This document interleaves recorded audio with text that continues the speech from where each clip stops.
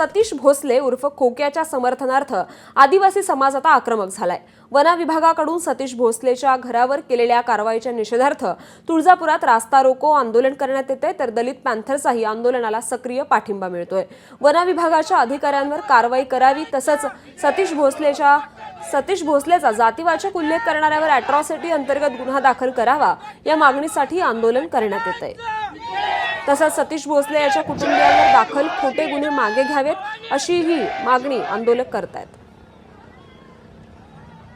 प्रामुख्याने सतीश भोसलेची जी पत्नी आहे 3 महिन्याचं बाळ घेऊन गेली 6 दिवस जिल्हा अधिकारी कार्यालयाच्या समोर उपोषणाला बसलेले आहे। गेल्या 6 दिवसांमध्ये शासनाचा एकही प्रतिनिधी त्या ठिकाणी फिरकलेला नाही।